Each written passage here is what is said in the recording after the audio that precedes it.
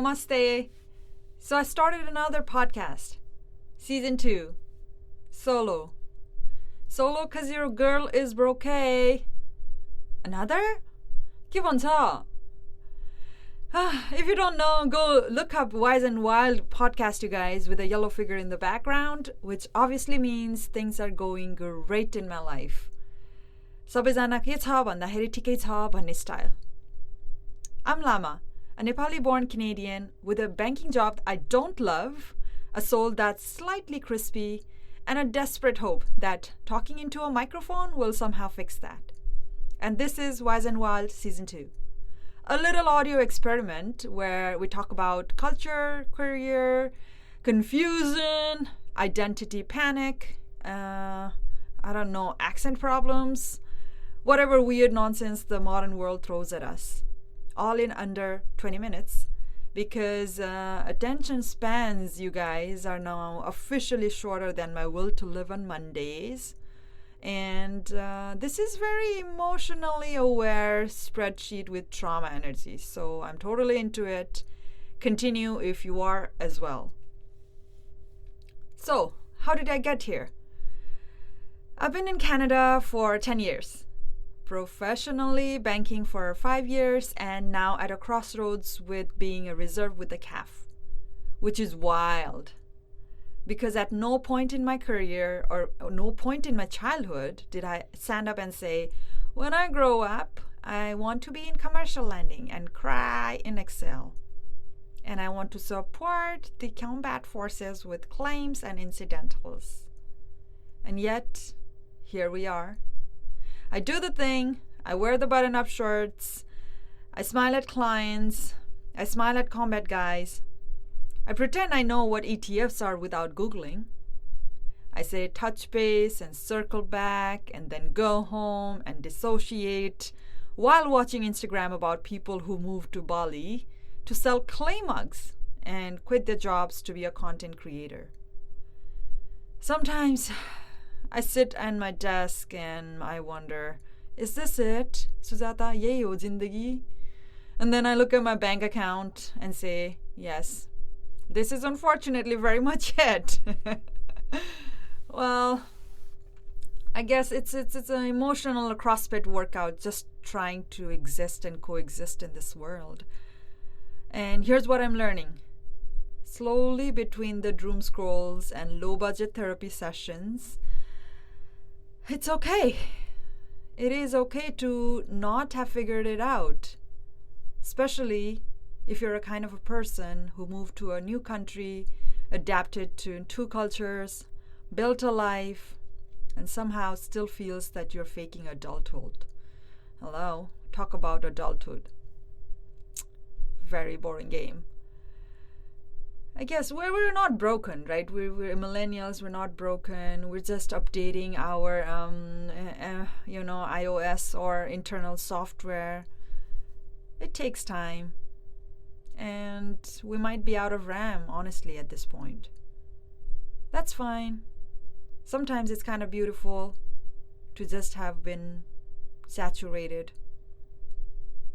Guys, sometimes I just get to eat momo and poutine in the same day. And that's art. And sometimes it's kind of sad because while you're juggling, I guess, two cultures, you're constantly afraid you're dropping both. And internally, there's this unspoken fear. If I get too Western, I'm whitewashed. If I lean too Eastern, I'm too much. It's like being a cultural middle child and never quite enough of either.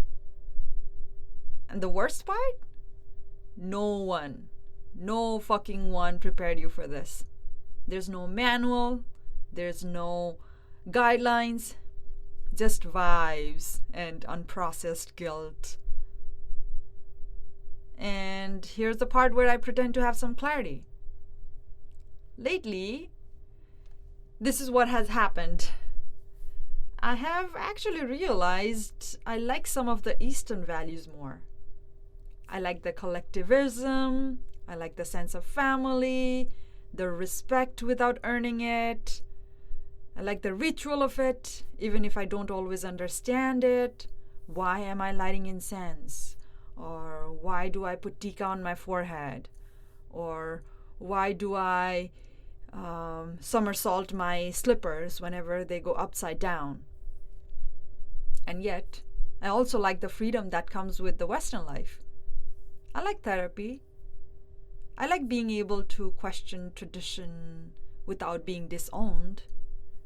And I like making friends that have totally different values than me, but still willing to be friends with me. So, is there a balance? I think so. I think you get to pick what fits.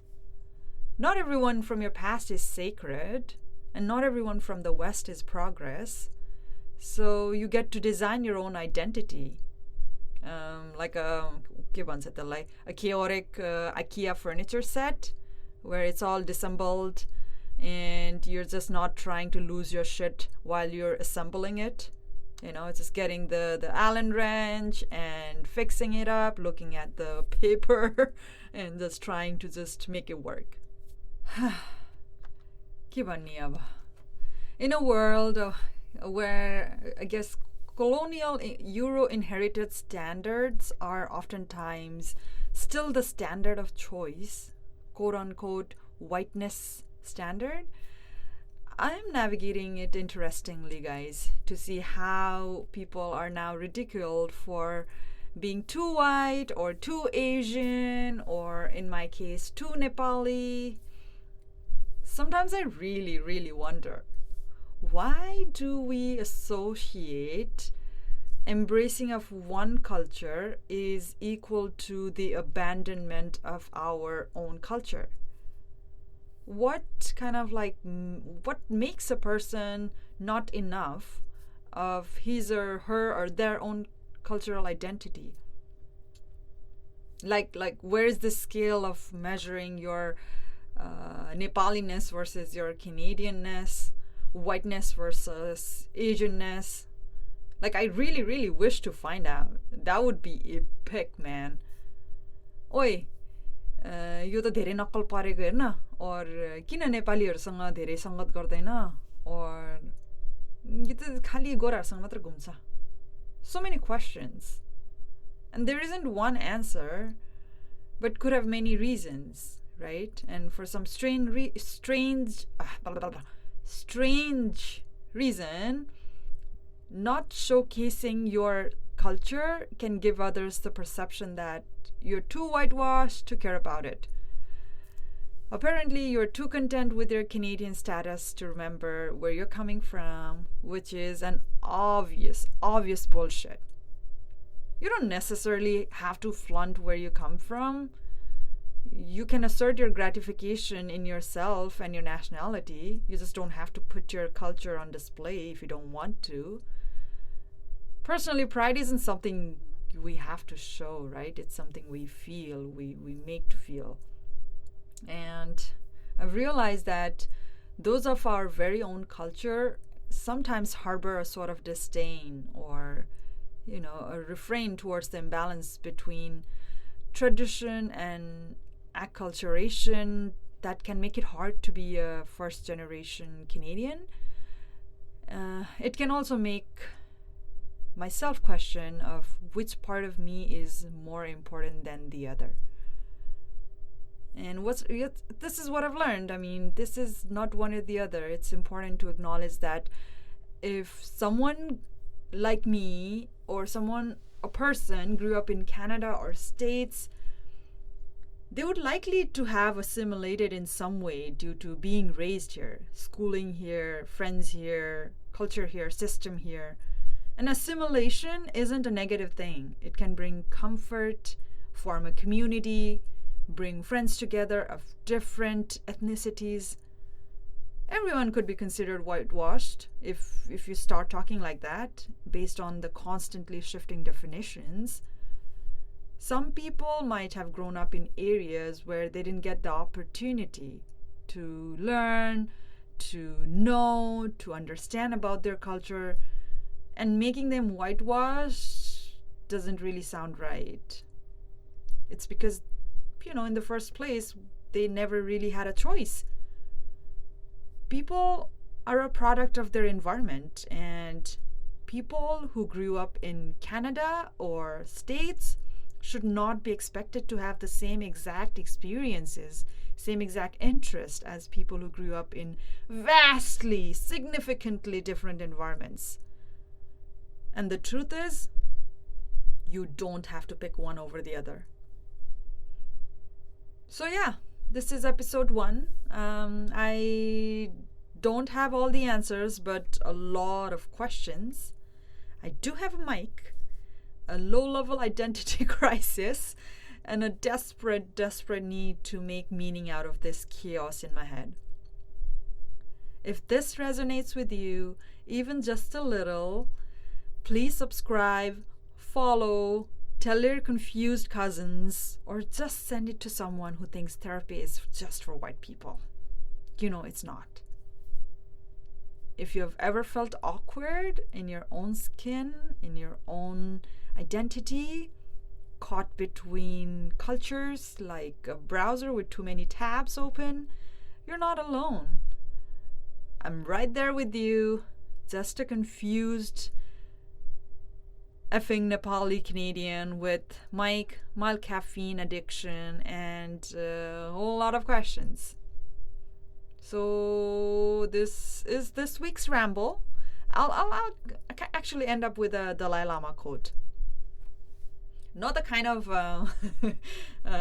quotes that makes you feel inspired or makes you feel guilty for not meditating, but something soft, something subtle that will stay in your heart.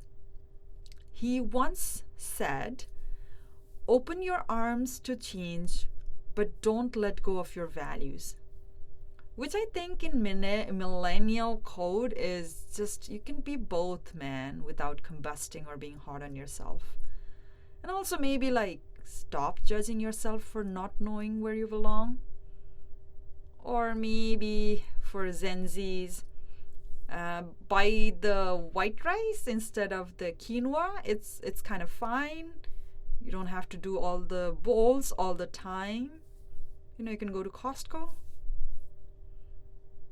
And next week we're gonna talk about why millennial parents think stability is the same thing as happiness, and why that's both heartbreaking and kind of hilarious.